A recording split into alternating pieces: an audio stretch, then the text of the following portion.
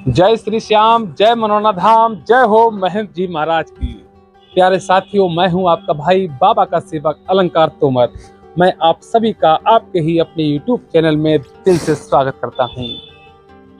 आखिर क्या है एकादशी व्रत? एकादशी व्रत क्यों करना चाहिए? एकादशी की क्या इंपॉर्टेंस है, क्या महत्व है एकादशी का?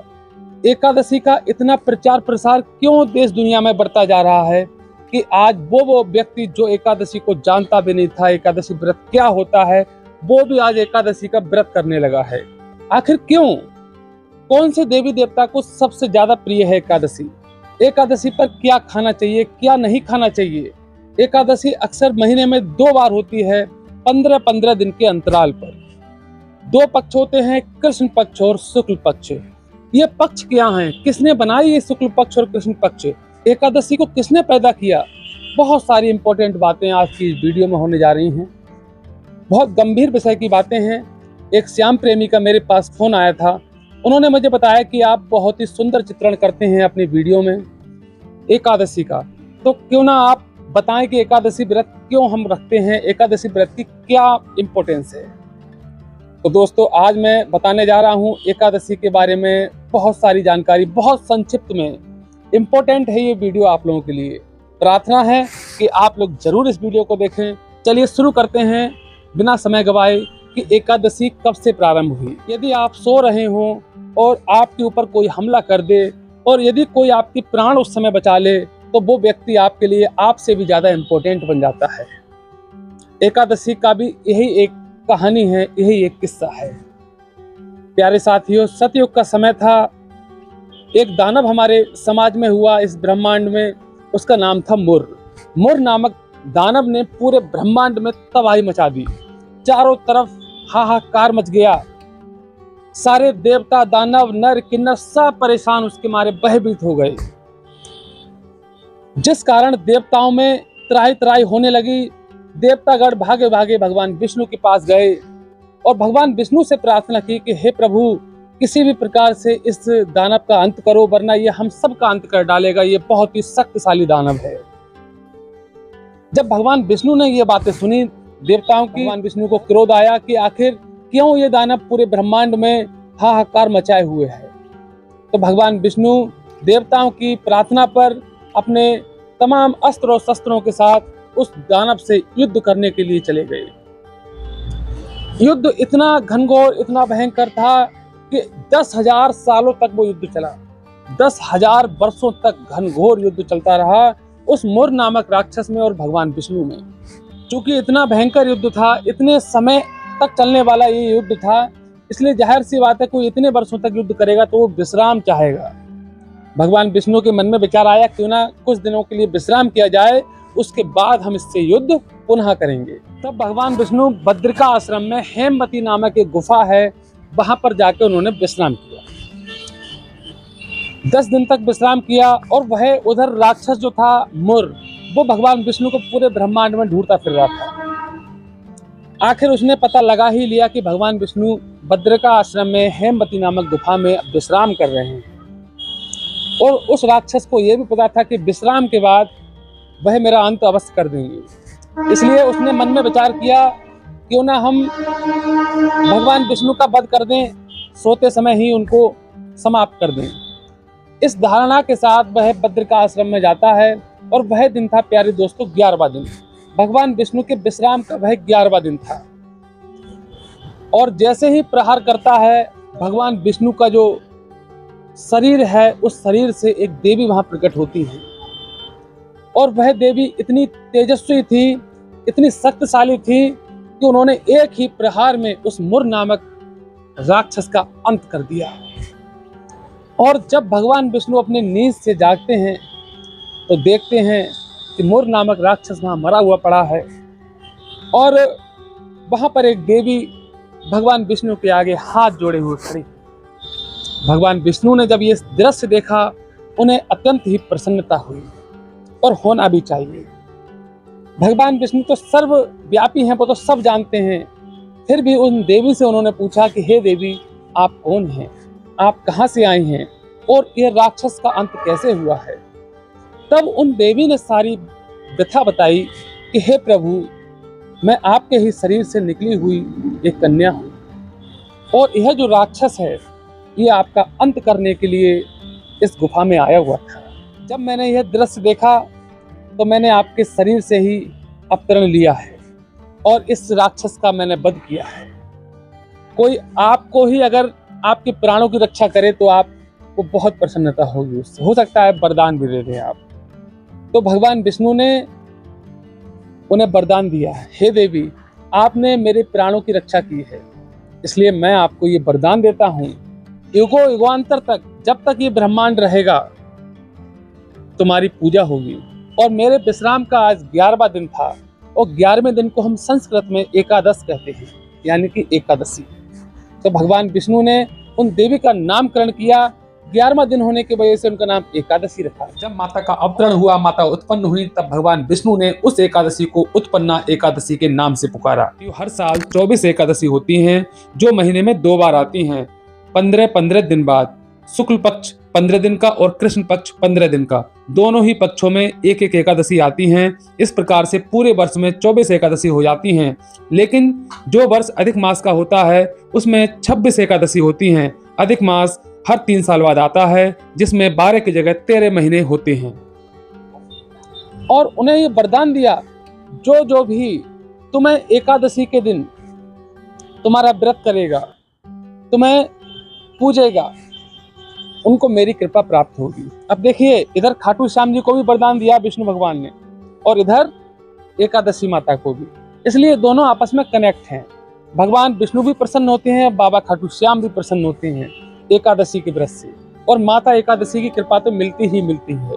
सभी देवी देवताओं की कृपा आपके ऊपर हो जाती है एकादशी व्रत करने से। उस दिन के बाद से आज तक और आगे तक, जब तक इस ब्रह्मांड की उत्पत्ति रहेगी, तब तक माता एकादशी का व्रत दिनों दिन बढ़ता जाएगा। बाबा श्री खाटू श्याम का व्रत दिनों दिन बढ़ता जाएगा। ये दोनों देवी देवता कलयुगी अवतार हैं, खाटू श्याम बाबा और माता एकादशी। अब सबसे बड़ा सवाल प्यारे दोस्तों ये आता है कि एकादशी वाले दिन हमें क्या खाना चाहिए? हम चावल क्यों नहीं खाते एकादशी वाले दिन? एकादशी पर चावल खाना निषेध है, चावल खाना वर्जित है। कारण मेरे प्यारे साथियों ये है कि मेघा ऋषि एक बार अपने ही यज्ञ में एक गरीब ब्राह्मण का अपमान कर देते हैं, जिस पर माता दुर्गा क्रोधित हो जाती हैं, क्योंकि वह गरीब ब्राह्मण माता दुर्गा का भक्त होता है। माता दुर्गा जब क्रोधित होती हैं और मेघा ऋषि के पास अपने अस्त्र शस्त्रों के साथ जाती हैं, तो मेघा ऋषि को आभास हो जाता है कि माता दुर्गा के हाथों मेरा अंत आज निश्चित है। इसलिए व्याकुल और भयभीत होकर मेघा ऋषि अपना शरीर त्याग कर देते हैं माता दुर्गा की अर्चना करते हुए। जब माता दुर्गा को ये पता पड़ता है कि मेघा ऋषि ने मेरी अर्चना करते हुए या जमीन में समाहित हो गए हैं, तब माता दुर्गा उनकी भक्ति से या उनके इस त्याग से प्रसन्न हो जाती हैं।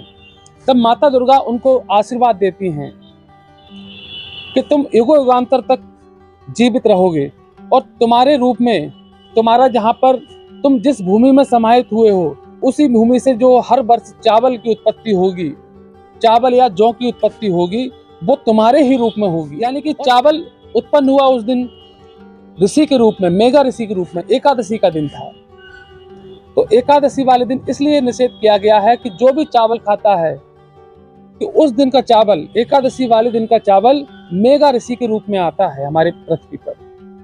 तो उस दिन चावल खाना मेघा ऋषि के मांस के भक्षण करने के समान होता है। यदि हम किसी ऋषि मुनि का मीट का भक्षण करें तो निश्चित रूप से हमें घनघोर पाप की प्राप्ति होगी। इसलिए आप व्रत रहें या ना रहें, लेकिन आप चावल बिल्कुल भी ना खाएं। तीसरी बात मेरे प्यारे साथियों यह है कि ये माह में 2 बार आती है, हर 15 दिन के अंतराल पर, शुक्ल पक्ष और कृष्ण पक्ष। उसकी भी 2 पक्षों की शुरुआत कैसे हुई, किसने बनाई ये पक्ष, बहुत ही रुचिकर कहानी है, आप ध्यान से सुनिए। एक नाम आपने सुना होगा, दक्ष प्रजापति।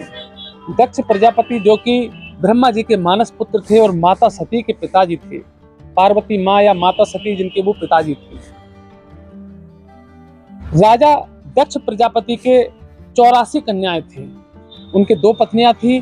पहली पत्नी से 24 पुत्री थी और दूसरी पत्नी से 60 पुत्री हुई। उन 24 पुत्री में एक हमारी माता सती भी है। उन्होंने बाकी कन्याओं के विवाह अन्य अन्य राजकुमारों से किए। अंत में 27 कन्या उनकी कुंवारी रह गईं। तो उन्होंने उन 27 कन्याओं का विवाह चांद से कर दिया, चंद्रमा देवता से कर दिया। और चंद्रमा देवता को जो उन 27 में सबसे ज्यादा प्रिय थी वो थी रोहिणी। रोहिणी क्या है, वो भी उन्हीं 27 में से एक थी। जो उनकी 27 पत्नी थी उन्हीं में से एक पत्नी थी रोहिणी। बाकी 26 की तरफ उनका ध्यान नहीं था, केवल रोहिणी के प्रेम जाल में फंसे रहते थे, जिस कारण से उन 26 पत्नियों को गिलानी महसूस हुई, शर्मिंदगी महसूस हुई और उपेक्षित भावनाओं के चलते हुए वह अपने पिताजी दक्ष प्रजापति के पास जाती हैं और शिकायत करती हैं। तब दक्ष प्रजापति चांद देवता को समझाने के लिए आते हैं कि हे चांद देव, ऐसा ना करिए जिससे मेरी 26 बाकी कन्याओं को दुख हो, आप 27 मेरी कन्याओं को समान रूप से देखें। इतने के बाद भी चांद नहीं मानते हैं और वही रवैया जो उनका पहले चलता था वही रवैया उनका बाद में भी रहा। इस रवैये से दक्ष प्रजापति क्रोधित हो जाते हैं और चांद देव को न श्राप दे देते हैं कि जिस रूप पर, जिस सौंदर्य पर तुमको इतना घमंड है, आज से वो तुम्हारा सौंदर्य नष्ट होना प्रारंभ हो जाएगा। धीरे धीरे चांद देखता है कि उसकी जो शीतलता थी, उसका जो तेज था, वो हल्के हल्के कम होता गया, यानी कि चांद काला पड़ता गया। तभी से कृष्ण पक्ष की प्रारंभ हो गया, यानी कि चांद का हल्के हल्के काला हो जाना, उसका जो तेज है वो कम हो जाना, वह कृष्ण पक्ष होता है। तब चंद्रमा देवता भगवान ब्रह्मा जी के पास जाते हैं और प्रार्थना करते हैं कि हे प्रभु, दक्ष प्रजापति से किसी भी प्रकार से मेरी रक्षा करें और मेरा ये जो श्राप मुझे मिला हुआ है उसको पुनः वापस कराएं। तब भगवान ब्रह्मा जी उन्हें शंकर जी के पास भेजने की सलाह देते हैं कि आप शंकर जी के पास जाओ, वही एक ऐसे देव है महादेव जो तुम्हारी रक्षा कर सकते हैं। तो भगवान शंकर के पास शरण में जब चांद जाता है, उनके चरणों में नतमस्तक हो जाता है कि हे प्रभु, आपके अलावा मेरी इस ब्रह्मांड में कोई भी रक्षा नहीं कर सकता है, किसी भी प्रकार से मेरी रक्षा करें। तो भगवान शंकर तो बहुत ही दयालु हैं, बहुत जल्दी प्रसन्न हो जाते हैं। प्रसन्न हो गए चांद देव से और प्रसन्नता पूर्वक उन्होंने चांद को उठाया और अपनी जटाओं में धारण कर लिया। अब जो भगवान शंकर की शरण में आ गया तो समझो उसका कल्याण होना ही होना है। जब 15 दिन बाद भगवान ने उसको धारण किया है तो उसका तेज पुनः वापस आने लगा, चांद का तेज पुनः वापस आने लगा और चांद फिर से तेजस्वी बनने लगा, तेजवान बनने लगा। लेकिन उधर दक्ष प्रजापति का भी श्राप मिला हुआ था, जिस कारण 15वें दिन के अंतराल पर फिर से उसको काला होना था, 15 दिन के अंतराल पर फिर से तेजस्वी होना था। भगवान भोलेनाथ का भी मान हो गया और उधर दक्ष प्रजापति का भी श्राप झूठा नहीं गया। तो हर 15 दिन पे चंद्रमा का तेज घटता है, उसे हम कृष्ण पक्ष कह देते हैं, और जब चंद्रमा का तेज घटने से बढ़ने लगता है तो उसे हम शुक्ल पक्ष कह देते हैं। तो इसी कारण भगवान विष्णु ने माता एकादशी को आशीर्वाद दिया कि महीना 2 पखवाड़े का होता है, यानी कि 2 पक्ष का होता है, शुक्ल पक्ष और कृष्ण पक्ष। आपका व्रत दोनों ही पक्षों में किया जाएगा। तब से लगातार आज तक माता एकादशी की व्रत होता है और एकादशी व्रत के दिन आप लोग विशेष ध्यान रखें, कुछ नियम होते हैं एकादशी के। एकादशी वाले दिन आप कोई भी गलत काम ना करें, किसी की चुगली, किसी की बुराई या फिर किसी की निंदा या फिर कोई भी किसी को मार कूट या ये सब बहुत सारी बुराइयां होती हैं हमारे समाज में। कोई भी बुराई से आपको बचना है।